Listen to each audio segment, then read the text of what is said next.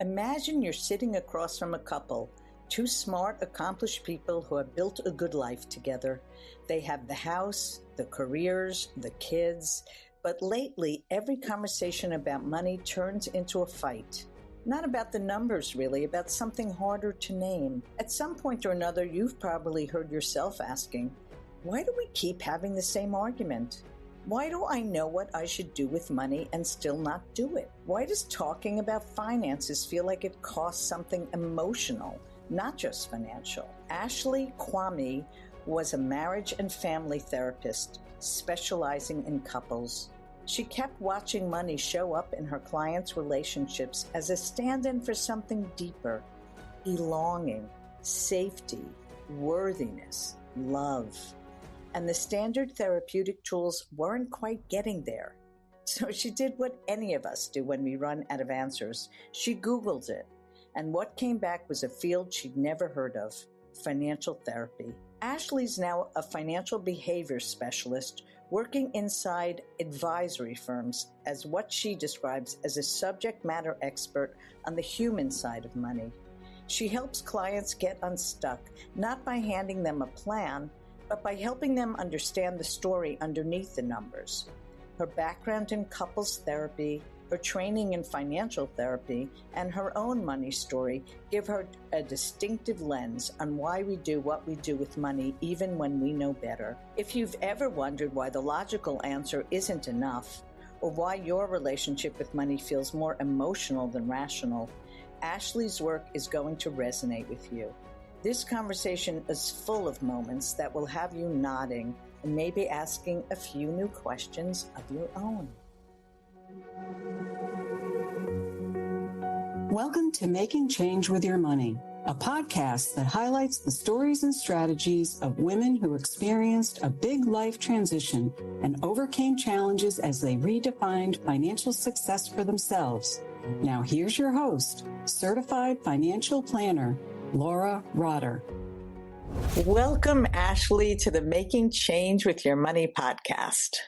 Laura, thank you so much for having me and good to be here. I'm excited to see where this conversation takes us.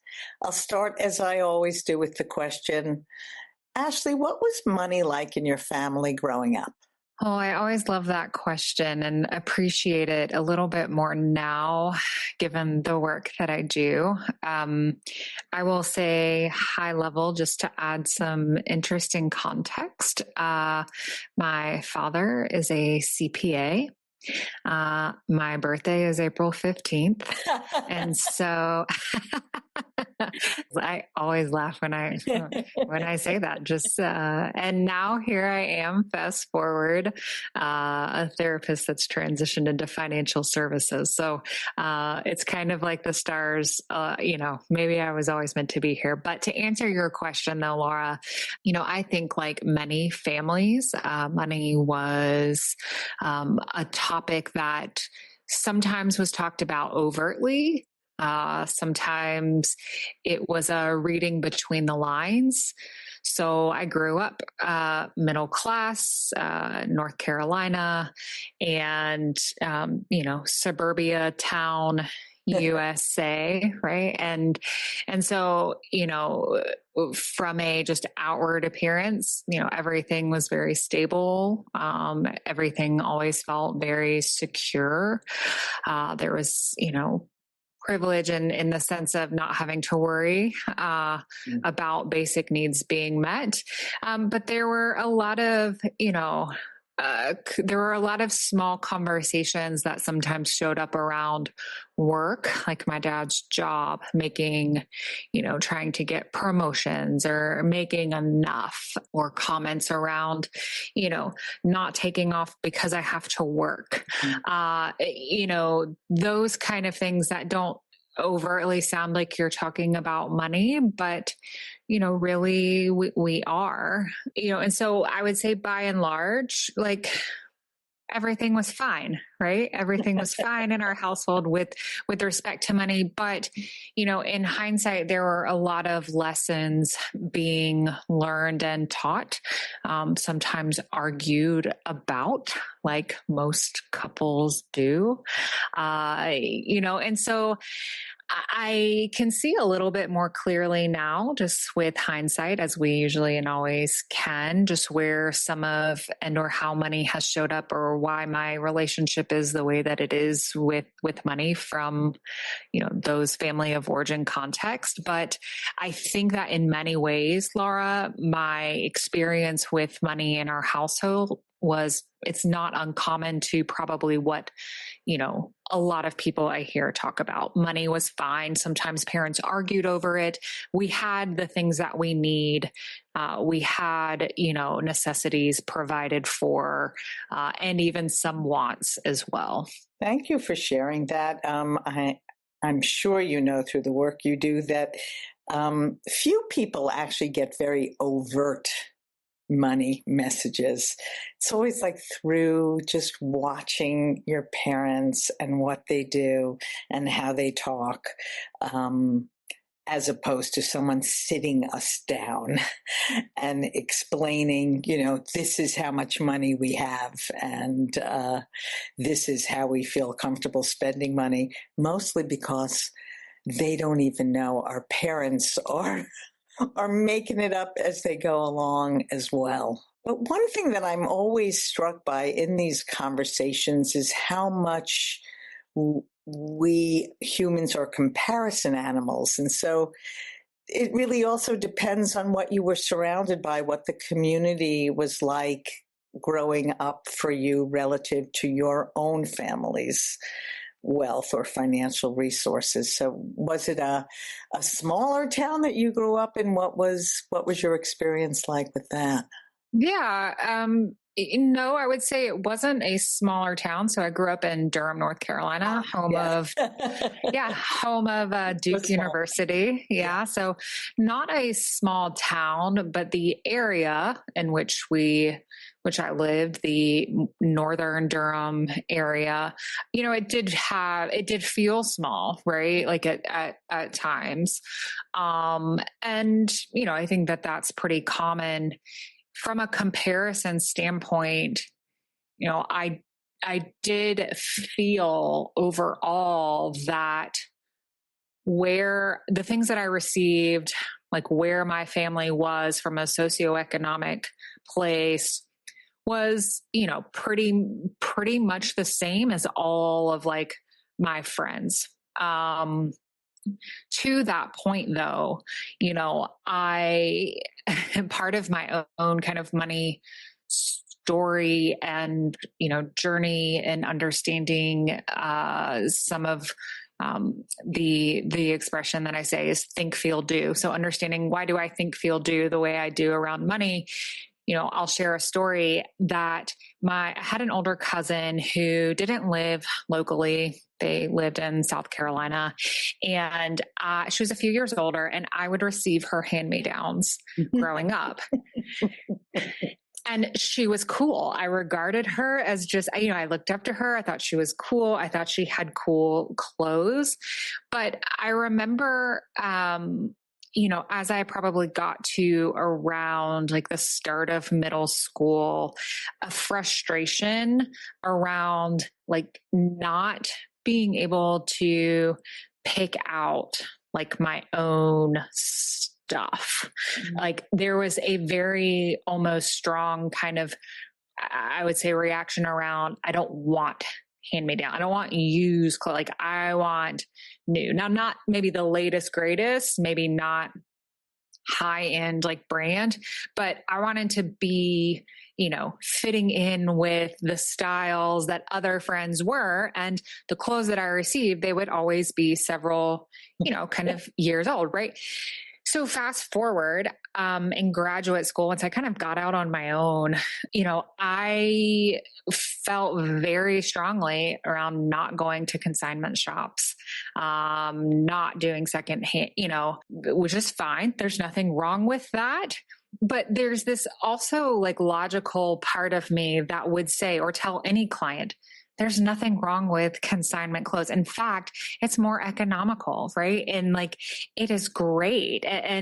But there's nothing wrong with it. But I had this like feeling though around like, no, like but not for me. It's okay for you, but it's not okay for me. Right. And so uncovering just kind of my own money story, like I learned that some of that, and this is I say small example, but that, resistance or the reason why I did not want consignment secondhand clothes really stemmed from some of those early moments where I didn't feel that I'm not trying to say, that I didn't have choice, but like as a child, right? Like through a childlike mind, it almost felt like, well, this is what I get. And, these are my only options. And so, I'm limited here. So, in terms of just kind of learning and the understanding piece and community, I felt like I fit in overall, but there was some nuance there and a desire to fit in, like I think most of us have in our adolescence, in child years. I love that recognition that you have when you sense it's almost like a visceral reaction. I don't want to wear secondhand clothes. And where does that come from? And recognizing. Yes. Now to share with you just a quick update. Currently I've been in recovery from that. I do shop at secondhand clothing stores now. In fact, my daughter and I really enjoy that. So I am in recovery, from that and doing quite well. Glad to hear it. So Ashley, what role did education play in your family? Was that just expected that you were going to go on to university? Yeah, I think so. Not I think so. I guess, yeah, it was. It was talked about from very early on, that was the expectation that for both my brother and I'm the oldest. I just have one brother. And yeah, it was expected. Both of us, we would go off to college and have a career, and pursue those ventures. My brother and I laugh in different ways. We're very intelligent and did very well in school.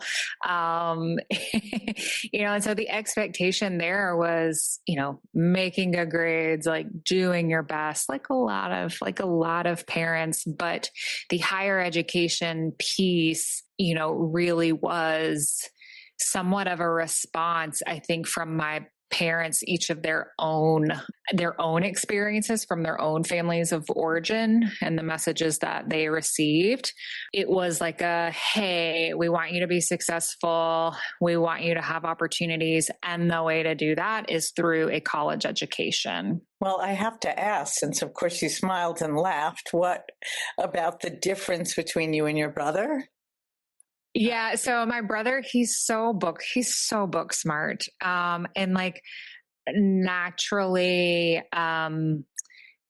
things, he would probably say differently if you were listening to this right now and roll his eyes. But it seemed like naturally things I think came easy to him. He did not have to, and he would agree, he did not have to study or put in like the effort to study as much in high school. I made equal, grades, made just as great, honors and AP class, like all of those things. I just had to work harder, to do it. And so he and I both very intelligent, but our learning styles and, are just different, and capabilities are different too. We've had this conversation, and so it's kind of where I'm smiling and laughing. He and I are very, very close, relationship wise. I just feel the need to comment. I have 3 children, and 2 of my boys, one, and this is true in athletics as well as academics, one, things came much easier to. Better skier, better tennis player, school was better. But my other son has so much drive that through working, he skis better now as an adult, and he's a better tennis player, and he's, an MD, and it's just interesting when you don't take a certain amount for granted and you really have to want and work towards something. I think there's something magical and important about that. Yeah. So I would agree. As a parent now, mine are 11 and 12, and I can see that as well. So Ashley, was college paid for? Was that sort of a given? Yeah, the understanding was that my parents would pay for undergrad in state. And so the North Carolina at the time, the North Carolina, education system, higher education system, my parents were able to, take out loans and pay for that, which I was very grateful for. Now in hindsight, I don't know if I think I understood like this is expensive. I don't know if I maybe understood the full gravity of it, but at 18, I don't know how much you really can in fairness. So undergraduate was paid for. After I graduated from my undergrad, I went on to get my master's, and that I fully funded myself. And, Laura, I guess what's interesting, I've not maybe thought about this. I don't know if it was explicitly talked about with respect to beyond an undergraduate degree, whether my parents would pay for or chip in or not. I don't remember having that conversation or my parents saying, hey, like, we're not paying for your grad school. You're going to have to figure it out. I feel like I just kind of knew that I had to.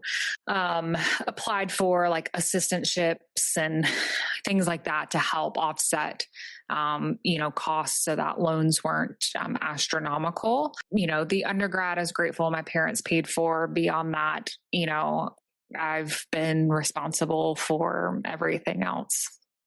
So it sounds like you did definitely get a message about financial responsibility and taking it on. Yeah, I think that, and I don't ever remember now my maternal grandfather, who is just turned 90 in April and still living independently, and I have an amazing relationship with him. I always remember him saying, children, when they get grown, they got to get gone. And I wouldn't say that he's, grumpy, but, he's depression, post-depression era, like, farm, like there's just a mentality there. And so I don't know if maybe it was some of that or just my parents talked about expectations too around, we want you to go out and go have a life. It wasn't common that I saw around the high school time where kids stayed at home. Like they left, and like kids that I knew that were going off to college, like no one that I knew was moving back home either. So it just seemed like, at least in my circle, that after college, like you are an adult and you need to figure out your life, and you're responsible for, for everything. Not that I could not ask for help. Thankfully, I didn't have to ask for financial help, but yeah, there was this understanding, I think internally, that I kind of wanted to, I don't know, like felt important, like to be able to be on my own. And, there's a sense of pride, I guess, and being able to take care of yourself financially as well. And so, yeah, I think that message was translated somewhere along the way, that I would be responsible for that. Yeah, it's pretty clear. So Ashley, how did you decide? I have an idea of what you were studying your master's, but why don't you share with our listeners what you were interested in studying and why? Yeah. So my undergrad was in psychology and sociology. And I knew going into college, I wanted to study that. I always had a fascination with why people like are the way they are? Why do they say the things they do? Why do relationships work the way they do? Why are some successful? Why are some not? So there was very much an interest and curiosity around that. And psychology seemed like the most obvious way to explore and learn that.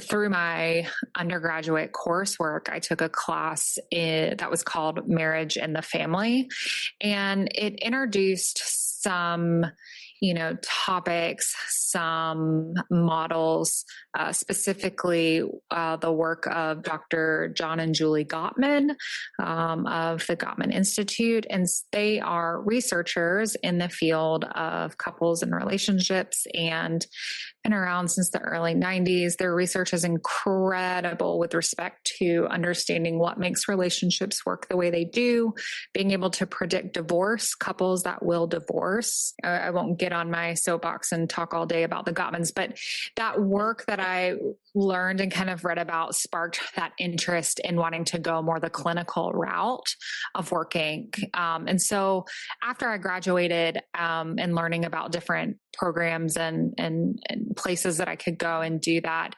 I landed on a master's in marriage and family therapy. And so, I did that. It's a 2-year program. It's intense. It's very clinical, meaning 500 hours, as part of that of doing therapy and clinical work. So it's very a lot of experience, on the ground experience. And I loved it. I just absolutely loved it. And, from there, post-graduation, went into doing more of that and starting a private practice, private solo practice, which is where I lived for well over a decade. Oh, and that was specifically clinical work with couples? Yeah, couples and families. Yeah. I would see some individuals here and there, but yeah, primarily couples and families. Yeah. Interesting. So, Ashley, what do you think it is about you? What's your skill that drew you to it, right? Because we're often drawn to fields where we feel like it's the best use of who we are and what our interests are. I think just the curiosity. There was a curiosity and interest from a high level place, but also just in people. And, I always felt like I was more of the listener in my friend group, more so than the talker, right? Sometimes often friends, male or female, would want to be the one venting or talking to me. I've always felt like I was kind of that listener. And so I've joked, I'm I was kind of maybe the Dear Abby. I just got smart and decided to get paid for it. So I think some of the curiosity, the being able to be a good listener. I think that, I've always had a knack or skill. I guess it is a skill for being able to build rapport with a lot of different people.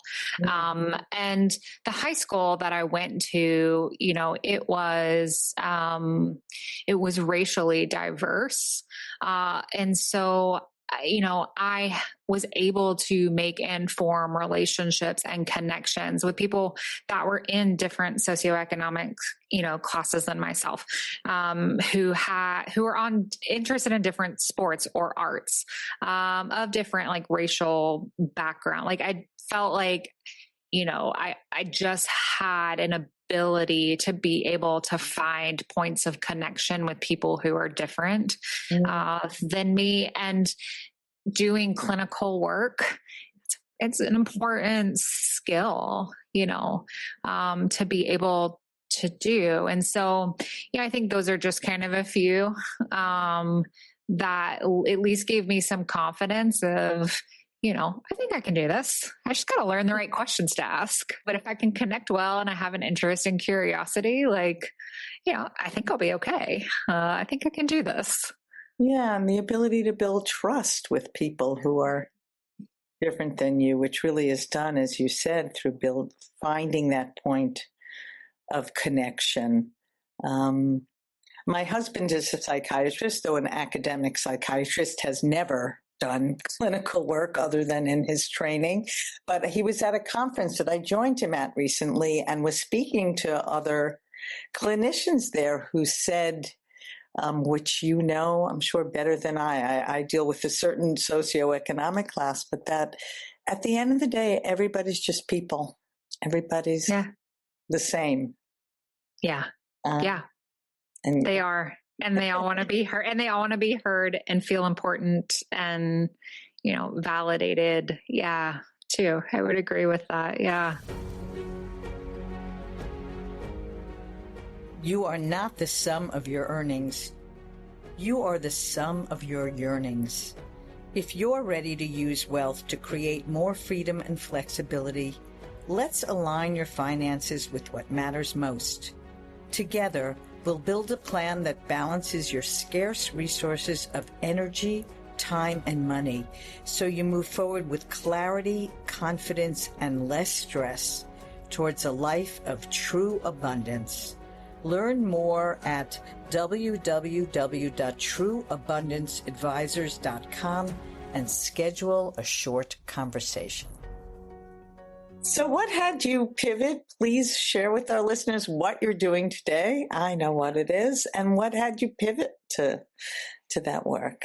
Yeah. So presently, I work as a financial behavior specialist, financial therapist, financial behavior specialist inside of advisory firms, or, one-on-one, maybe some project work with advisors specifically. So I serve as the easiest way to explain it is kind of a subject matter expert, like with inside the firm.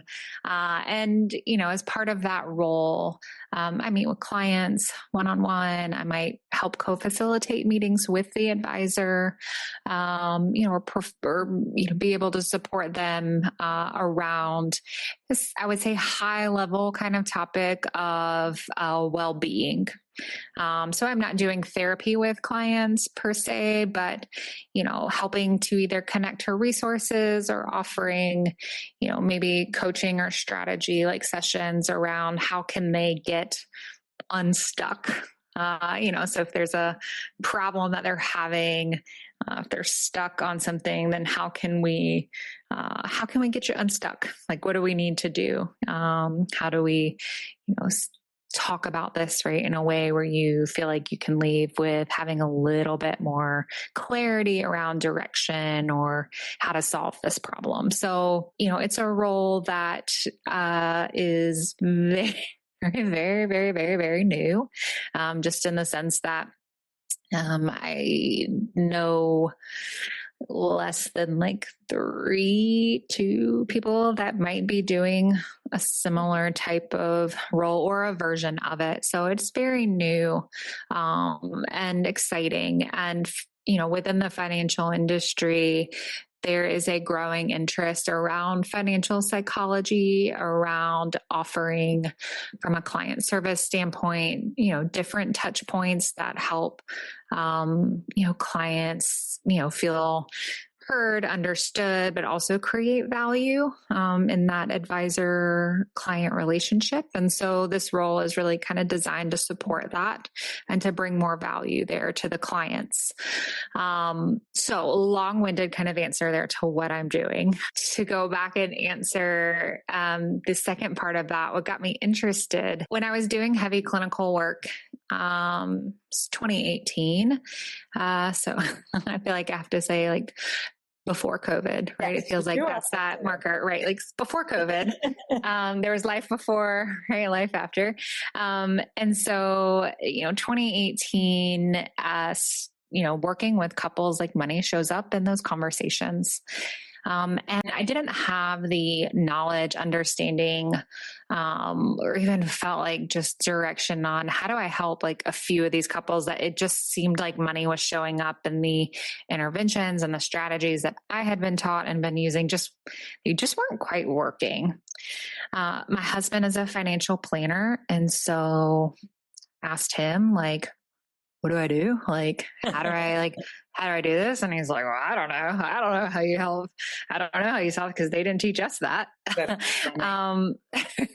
Right. And so, what do you do when you don't know something or how to do something? I typed it into Google, like interventions for couples, with finances. And, I landed on, financial therapy, is what came up. And so I just followed that breadcrumb trail really of exploring, okay, what is financial therapy? I'd never heard of it. It's newer at the time. And so started pursuing that and learning more about how to integrate, financial therapy concepts and, interventions. And then I went back to school for a graduate certificate, started meeting more advisors, and advisors asking like, hey, why do you think this client's making this decision? Hey, can I just talk to you about this client? Like, I started getting a lot of this interest and like these requests, to help advisors understand their clients, the psychology, right, kind of their clients. And it was interesting to me, and I liked it. Simultaneously, I was pretty burned out within the clinical space. COVID did a number on me, and really just felt like, this work over here is really exciting. I feel like a sense of, I don't know, renewed energy, kind of, and passion, like for the work that I was doing. And so 3 years ago, I started to make the pivot, originally with offering just workshops for advisors, teaching, communication type skills, basics around financial therapy. And then 2 years ago, launched the full service of the fractional financial behavior officer type role. So what started in 2018, long, right, kind of go there. That interest is now, to where I'm full-time, at least in the financial industry space. And that is how life evolves, right? It's not like you say, okay, this is what I'm going to do, and you chart the course. That's rarely how we end up in the places that we are. Yeah. If you had told me at the beginning, like I would end up working in financial services, I would have said, no way. Like there's no way that's going to happen. So, it is life, like you said. So I would love it, Ashley, if you define a little bit more as I think about, the work that I've done. When I first started in this field, I remember working with a couple that just had a lot of credit card debt and realizing that just having them repay it. So that's the thing that comes to mind for me for financial therapy. I think I did refer them to a financial therapist because having them repay it was meaningless because they would just get the credit card debt again. So that's an example. Can you share other examples of like what unstuck means to you? Yeah, a few recent, I'll just say, kind of examples might be where you have a dual professional couple, and maybe one is really unsatisfied within the work that they do. So the male partner works at a high level exec kind of position, travels a lot, feels really unbalanced, has younger kids, travels most weeks out of the year, does not get to see or be with his family, and is missing out and feeling that like parental tug. But also, this other part is like, well, but I'm making a lot of money and there's some satisfaction in like the work that I do. And things have kind of evolved where it's creating the stuck point of like, well, what do I do? Like I'm missing out on my kid's life. Being, a present parent is important to me. I want to be there more for and with my kids. But I also don't know then if I do that, what that looks like work-wise, career-wise, income-wise. That is not you have an hour-long conversation and then, Yeah. now the answer is revealed. maybe, right? But that is an example of maybe a type of conversation or problem that I might explore with a client, where, money plays a role in it, but there is a deeper aspect to it. So for that client in particular, some of the things that we explored were, what does success look like? And where has your idea of success previously come from, right? Lo and behold, coming from more, family of origin, like money explicit, implicit, messages around what does success look like, being a high achiever. If you are a high achiever, then you are loved within our family, right? Failure is not an option, right? And so these are messages that have, for this particular, have played a role in why, this father, this husband is stuck, in the sense that, to leave a position like this where I am a high achiever, right? I've achieved, a position that is, respected, regarded. There's also the financial compensation aspect of it that is reflective of that. And so that means, right, I am a success and I am a good person. But I feel this sense of just, discontent. I just don't feel satisfied. I feel, bad, if you will. It doesn't feel like it's authentic, right? With maybe who I want to be. And so, that's some deep stuff, right? And on the surface, it just sounds like, okay, hey, well then, let's just find another job.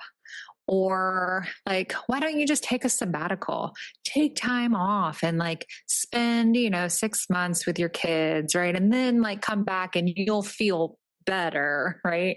About maybe the work that you're doing, or take more vacations with your kids. Not that there's anything wrong with those solutions, but they just don't get at what's at the heart, or at the core, right? Of maybe where or why that particular client is struggling. Thanks for sharing that. So much is going through my head living in the New York metropolitan area. I think so much of, I'm going to say us, do have those stories of busyness, money. My background on Wall Street is success, right? And if you're not busy, if you're not earning a certain amount of money, and as I shared with you, I'm now doing financial life planning work. I'm in a mentorship with George Kinder, and I can think of two men that are similar that, one, I built a whole vision. He has gained weight. He is on anti-anxiety meds. He travels a lot. And, I left him with this vision that we're going to, in the next year, you're going to research other things. And then the next week, he called me that he's withdrawing a large amount of money to make a large investment. And ultimately, it made sense. It's a short-term investment. But I called him and I said, how will this withdrawal of what you see as security impact your ability to? And he said, oh, I didn't think of that. That there's this disconnect between I can't really have that life. So right. And another person who I did the same thing with, and I built this vision, and he said, I'm not changing my life till I can have Medicare pay for my health care. And I said, what? You're young. That's years away. But he refuses to even consider something different than what he's doing. It's a whole other discussion, right? Of thinking of reading about the tiger that was just pacing his small cage. And then they build him a big area that in the zoo where he can roam, and they move him and he keeps doing the same pacing because, as a clinician, we can't imagine anything different than our programming.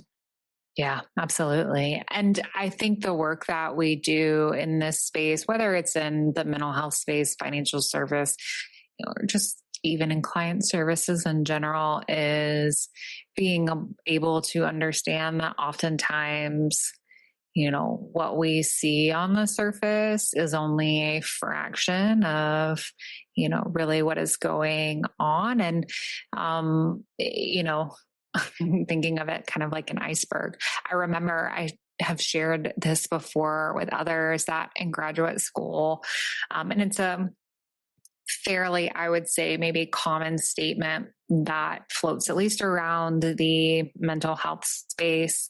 But I remember my practicum supervisor saying that all behavior makes sense in context.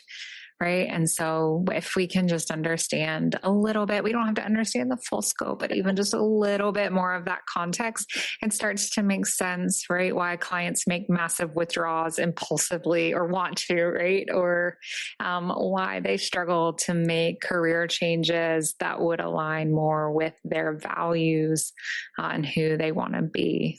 Yeah, it sounds like, Ashley, you do tremendously satisfying work that, when you see the impact the work that you do has. I try to.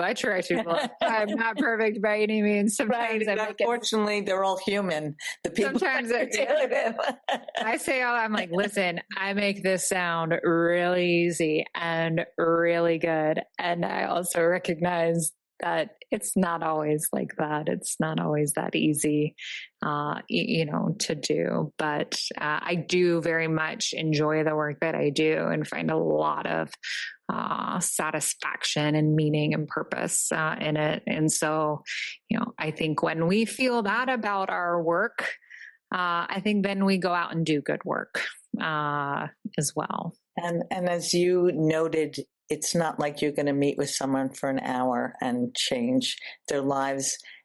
And through the mindfulness work I've done, just the recognition, hearing themselves recognize the story, like, oh, this is how I was brought up, or, oh, this is, and even if it takes another couple of years to make a difference, but there's this light bulb that goes off that wasn't there before. Yeah. I've had clients before say, you told me this, however long ago. And I remember when you said, I will tell you 9 times out of 10, I'm like, I don't remember that at all. But if you say that I said it, that sounds really good. I'm like, oh, I said that was actually really good. I was having a smart day. That day. But to that point, it's about planting seeds sometimes. And, I have had I would say, privilege of planting those seeds, and for some, watching them start to grow. And, sometimes it might be years later or a few months, but, for clients, I think to come back and go, hey, that thing we talked about last year, I think I'm going to actually start taking action on it. I think I'm ready. That's a really cool thing. Whether that's with a financial plan, a certain aspect of a financial plan, or behavior change, it always feels really good to be able to witness those seeds that we plant growing. So you shared that you asked this question of clients. It's the question I always like to ask at the end of my conversations, which is, Ashley, how has your idea of success shifted over the years, and maybe even financial success? Ooh, that is a great question. I will say early on, the idea of success very much was tied to how much money I can make, and how busy am I? How many things can I do? Right? Ooh, look at this, all of these things that I've quote unquote, accomplished, the resume, all of that. For me, that was, okay, then I am successful. I will tell you what started to happen for me that has helped in shifting that. One, having kids, for sure that shifted some of my mindset. But 2, I, through, wonderful opportunities, through my own work efforts, motivation, like desire, achieved a lot of things very quickly. Like before 30, was fully licensed, had my own private practice for a few years, was sitting on like board, like before 30 had accomplished like a lot, right? Quote unquote, accomplished a lot. And then I got to kind of my early 30s and I was like, this isn't super fulfilling and I'm kind of burning out and I would like more time and space. And I think success might look a little bit less like how much I make and how much, I can say I achieve and a little bit more like having time freedom. And so that idea of success now, there's a financial component too. That my husband and I have worked very diligently and saved very diligently to be able to have financial freedom. But my success vision is now like, I want to be able to have flexibility to pursue the things that I feel passionate about, which was part of this business like shift. And, would not have been able to do that if I was solely focused on how much money I was making, because I will tell you, I did take a hit. You start a new venture and you take a hit. And so, being able to work through some of that, I do believe has helped shape. And, this vision of success presently, I would say is successful and it's far greater than what I was doing in my, late 20s, early 30s. Thank you. I've certainly found when I've interviewed people who very much emphasize money, like I want X amount of money, and that at this point in my life, I have a viscerally negative reaction to that. And everybody's at different points in their lives, and what's appropriate in your 20s and 30s may not be appropriate as you get older. But I've certainly found that as we trade off time and money, that and energy, that my emphasis and of others sounds like yours as well, is as much having the time and energy to do the things that are really fulfilling. And of course, having financial freedom helps with that. Sure, absolutely. So is there anything you want to make sure you share, Ashley, before we end our conversation? I don't think so. Nothing that comes to mind. I feel like we've had, I feel like it's been a great conversation. So I recognize that I'm biased as, the other side, the other person is, but I feel like it's been a great conversation. I appreciate the space and some of the questions around the things that maybe I haven't quite connected a few dots for. And so that's the beauty of any conversation that's like this, is sometimes you get to connect a few of your own dots there. So, I feel grateful for that. I feel grateful for that, but no, I don't think that there's any other interesting words of wisdom or anything else right there that I could share. Thank you so much for your time, Ashley. This has been really wonderful. Thank you, Laura. Thanks for listening to Making Change with Your Money. Certified financial planner Laura Rotter specializes in helping people just like you organize, clarify, and invest their money in order to support a life of purpose and meaning. Go to www.trueabundanceadvisors.com/workbook for a free resource to help you on your journey.